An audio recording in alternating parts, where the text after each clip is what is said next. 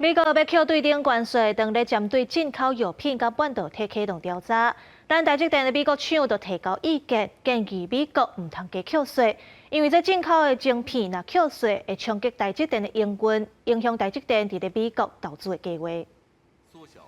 美国进前对全球半导体产业做调查，台积电亚利桑那子公司向美国商务部提出建议，请美国政府避免加征收关税，或者对进口晶片扣关税，恐惊冲击营运，影响台积电伫美国投资计划的时程。关税也会提高消费者的产品价格。如果美国政府调高关税，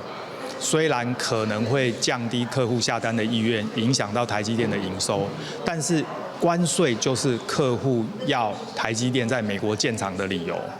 所以可能并不会影响到建厂的速度，甚至还会加快速度。配合中共，台积电亚利桑那子公司提起先进半导体无法度家己运作，应该爱甲其他半导体元件协同进行，才当发挥性能甲功能。总统赖清德23出席全球半导体供应链友伴论坛时阵表示，半导体听起来真先进，不过也是面临摒俗价这个问题，特别是成熟的制程。成熟制程的产量中国最大，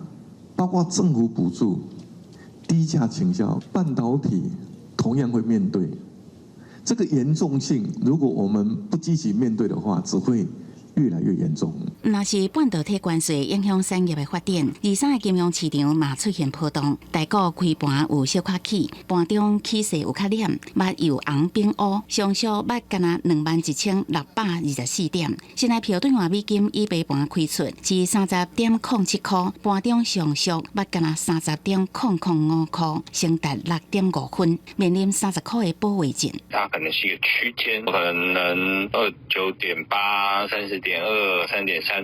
这样的区间整理会是比较合理的做法。台湾机械工会理事长曾大立向政府甲央行发声，一定爱收掉30块的关卡，若无毁损会冲击以出口为主的机械设备甲工具机的产业。公司新闻采访报道。